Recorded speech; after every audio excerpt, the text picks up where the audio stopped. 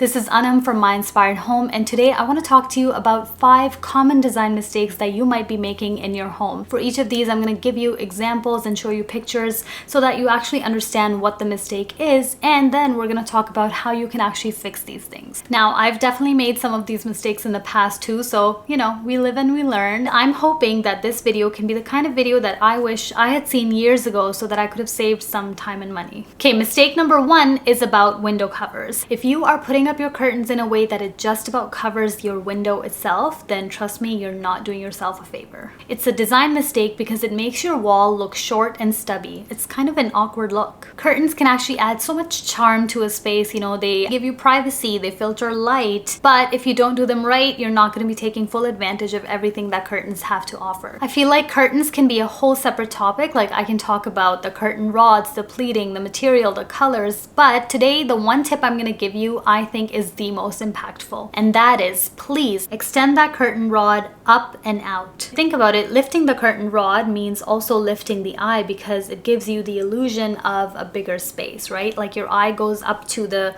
boundaries and borders of things. I mean, just check out the difference it makes here, right? Like, it's very obvious what it's doing to the same space. So if you are in the market for drapes, definitely keep this in mind. If you already have drapes, like most people do, then see if you can actually take your curtain rod and move it up a little bit. It will make such a difference. Moving the curtain rod up also means having longer curtains. So if you're gonna end up with curtains that are just like hanging up high above the floor, that's also not good. So maybe this is a transition that you can make slowly, right? Like, never ever rush your home decor, but this is something that's very good to know, and it's a very impactful tip. Mistake number 2 is about rug sizes, and this one is so common. What most people get wrong is that they buy a rug that is too small for their space. We all know rugs add so much beauty, color, and comfort to a space. They make it feel nice and cozy, they feel good under our feet, but rugs also do something else that is super important, and that is they ground the space. What exactly does that mean? Well, you really want a rug to take up territory in a space and then also anchor all the different furniture pieces that are there. So you can probably imagine that having a rug that's too small will make the room feel small as well. It's not something you notice actively, but subconsciously you get the illusion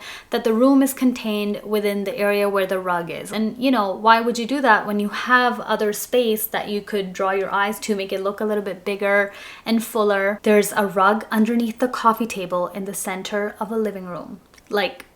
Okay, there's a couple of things wrong with that.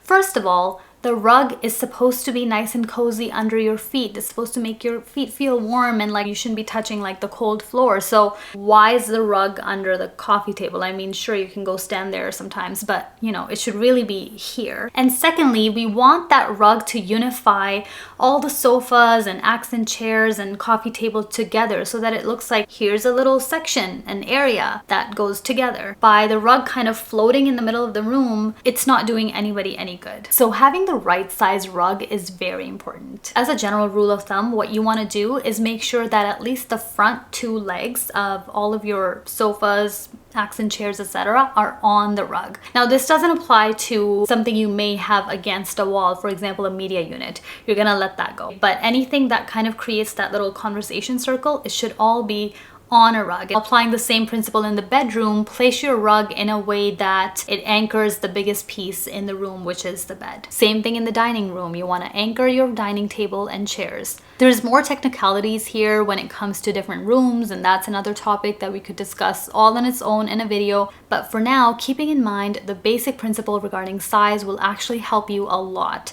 Okay, mistake number 3 is about artwork. I can think of a few sub mistakes in this one. Is that a word? We all know artwork is such a beautiful way to bring color, personality, and beauty into your home. However, having the right size and placement of art is what most people struggle with. I'm gonna go over some sub mistakes that I'm thinking about, but keep this one word in mind: cohesive. You want your artwork and everything around it to be cohesive. A common mistake that you might be making is hanging your artwork way up high. For example, a lot of people put a sofa against the wall and then they see all this empty space above the sofa, right? And they feel like they just need to fill it. They get a piece of art, right? Like some kind of artwork, something, a canvas, and then they just hang it as high as they can go because it's kind of like, we need to fill the wall. Well, that's not really how it works. You want the sofa and the artwork to act as one beautiful unit and create a single focal point. Ideally, Ideally, your art should hang at about an average eye level so that it's like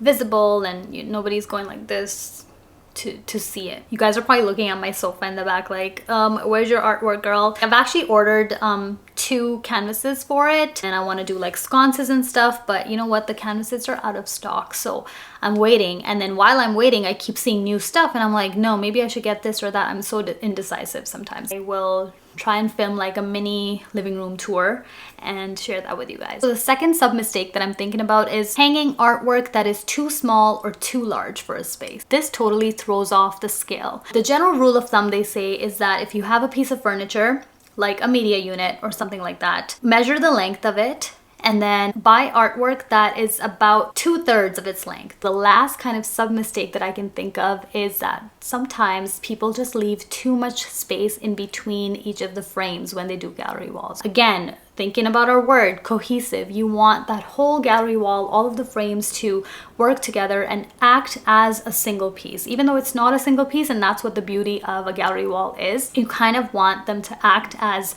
one focal point, right? So go crazy, get all the different types of prints that you want. Just make sure that they're close enough so that it's not like losing the point of a gallery wall. Okay, moving on from artwork. Mistake number 4 is about matchy accent colors. I think we've all been there, right? I know I have. So I'm thinking about a room that I decorated for myself years ago where I went with like a brown and green theme, and I thought I was being so cool with that because like brown and green is like nature, you know, like brown tree trunks, like green leaves. So I had a brown bed, a green ottoman, green accent pillows, and it was just, I mean, I would stand back and I'd be like, why doesn't it look nice though? And that's because, yeah, having that same exact accent color pop up everywhere, 100% perfectly matched, you know, in every way, yeah, it doesn't work like that. Lacking color variation is definitely a big mistake that most people make, and it's something that I think is a little bit hard to master, but it's doable. Basically, you want to give your eyes a treat and give yourself some, you know, hues of colors to look at. I don't know if you've heard about the rule of 3 in interior design. Most of the time they talk about it in terms of grouping, like 3 candles together, 3 cushions together, 3 items on a coffee table together, and it works really well. But guess what? It can actually also work really well when you're thinking about colors. So basically you need a main base color, then you need like a secondary color. It doesn't have to be as bold as that main color, but it's still very prominent. And then you need like a transition color. Now that could be something that kind of picks up on different pieces throughout a room. That will help you tie the room together beautifully.